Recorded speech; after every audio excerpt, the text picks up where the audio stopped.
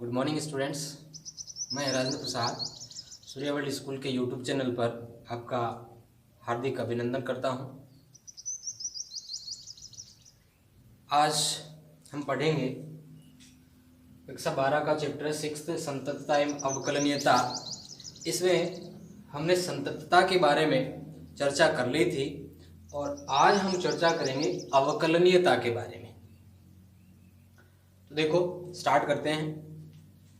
अवकलनीयता, differentiability, definition की यदि हम बात करें तो कोई फंक्शन y f(x) संतत फलन है तो x बराबर a पर फलन अवकलनीय होगा।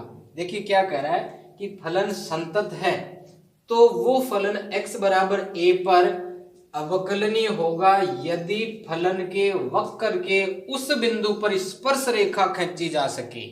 वो जो पॉइंट दे रखा है x इक्वल टू a, उसके ऊपर क्या किया जा सके, एक स्पर्श रेखा खींची जा सके तो संतत तो है ही वो फंक्शन, वो अवकलनीय भी होगा।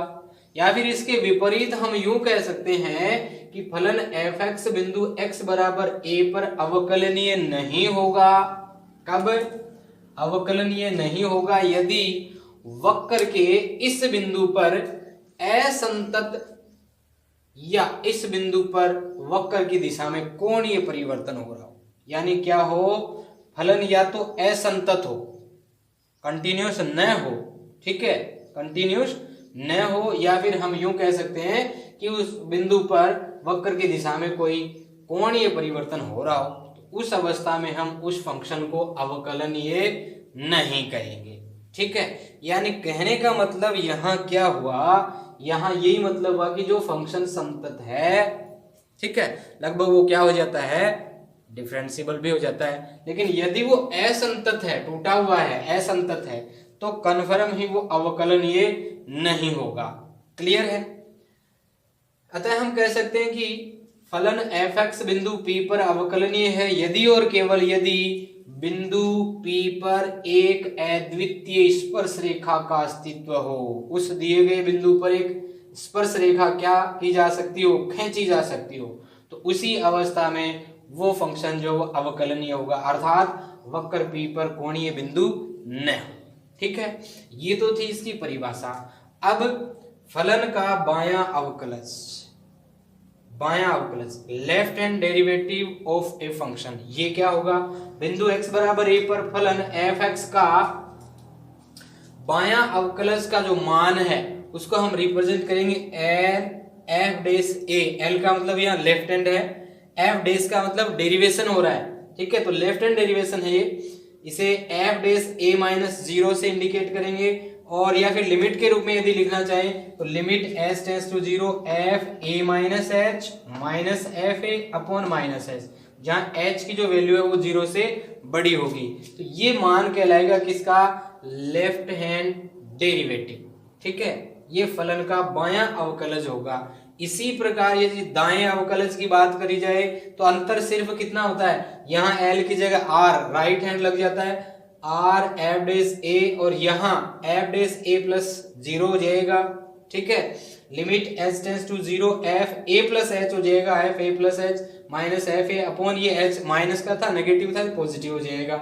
यहाँ पर भी कंडीशन रहेगी h इज ग्रेटर देन 0, ठीक है। तो ये होगा दायां अवकलज। क्लियर है?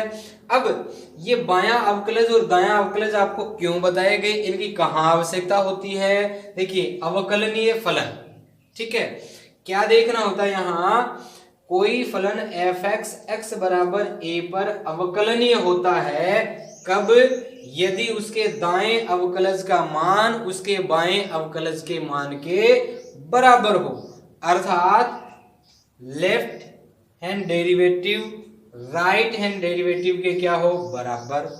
l f'(a) r f'(a) के बराबर हो, या फिर यहाँ कहते हैं f'(a-0) f'(a+0) के बराबर हो, या फिर ये जो वैल्यू कैलकुलेट करने का फॉर्मूला है, यहाँ से limit h tends to 0 f(a-h) minus f(a) upon -h किसके बराबर हो, limit h tends to 0 f(a+h) minus f(a) upon h इसके बराबर हो। तो इस अवस्था में कोई भी फंक्शन जो है वो क्या होता है, अवकलनीय होता है। ठीक है, क्लियर हुआ होगा।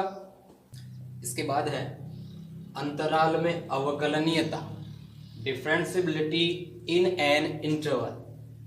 कोई फलन संवर्त अंतराल का मतलब है क्लोज्ड इंटरवल, बंद, ए बी में अवकलनीय कहलाता है यदि फलन अंतराल ए बी के प्रत्येक बिंदु पर अवकलनीय हो। ए बी के प्रत्येक बिंदु पर अवकलनीय होना चाहिए, तब कोई function closed interval A B में क्या कहलाएगा, अवकलनीय कहलाएगा। साथ ही इसमें क्या है कंडीशन, साथ ही ए पर, देखिए यहाँ 2 पॉइंट ए और बी, तो इसी में कह रहा है साथ ही ए पर दायां अवकलज तथा बी पर बायां अवकलज विद्यमान होना चाहिए। इस प्रकार फलन विवर्त अंतराल ओपन इंटरवल ए बी में अवकलनीय कहलाता है यदि यह ए बी के प्रत्येक बिंदु पर अवकलनीय हो। प्रत्येक बिंदु पर, ये जो इंटरवल दे रखा है इसके प्रत्येक बिंदु पर क्या होना चाहिए, अवकलनीय होना चाहिए। उस अवस्था में वो फंक्शन क्या कहलाएगा,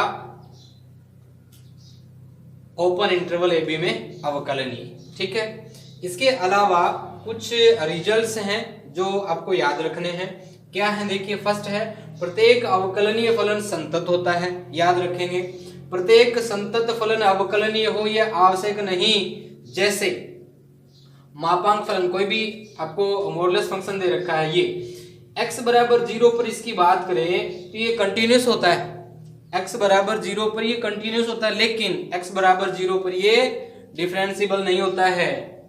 x बराबर 0 पर फलन संतत तो है लेकिन अवकलनीय नहीं है। इसका मतलब कोई भी फलन जो है वो अवकलनीय है, प्रत्येक फलन जो अवकलनीय है वो संतत होता है। लेकिन उल्टा यदि रिजल्ट करें कि संतत फलन जरूरी नहीं अवकलनीय हो, जैसे ये संतत है लेकिन ये अवकलनीय नहीं है।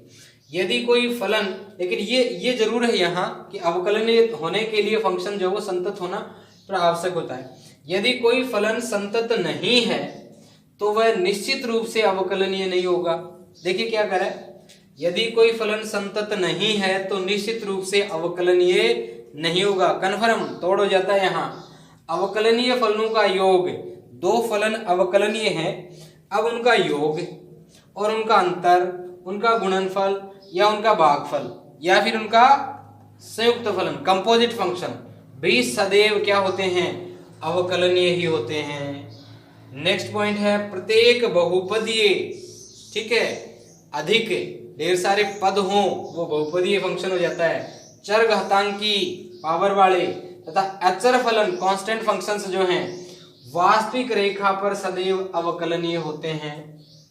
और लास्ट पॉइंट है लघु गणकीय फलन लॉग वाले, त्रिकोणमितीय फलन ट्रिग्नोमेट्री वाले फंक्शन और प्रतिलोम त्रिकोणमितीय फलन इनवर्स ट्रिग्नोमेट्रिक फंक्शंस जैसे sine inverse x, cos inverse x, ये सब ये क्या है, अपने प्रांत पर अवकलनीय होते हैं। प्रांत कौन सा होता है, आपको बताया था जब पहला चैप्टर हमने पढ़ा था कंपोजिट फंक्शंस, उसमें किसी फंक्शन के लिए जब अपन वैल्यू पुटअप करते हैं, एक्स के मान रखते हैं 1 2 3 4 इस प्रकार से, तो रखे जाने वाले जो मान है वो प्रांत कहलाते हैं। मान रखने पर जो रिजल्ट आते हैं उनको अपन सहप्रांत या प्रतिबिंब कहते हैं। ठीक है, तो यहाँ लास्ट जो पॉइंट है वो क्या कहा जा रहा है, लघुगणकीय फलन या त्रिकोणमितीय फलन या प्रतिलोम त्रिकोणमितीय फलन अपने प्रांत पर हमेशा क्या होते हैं, अवकलनीय होते हैं।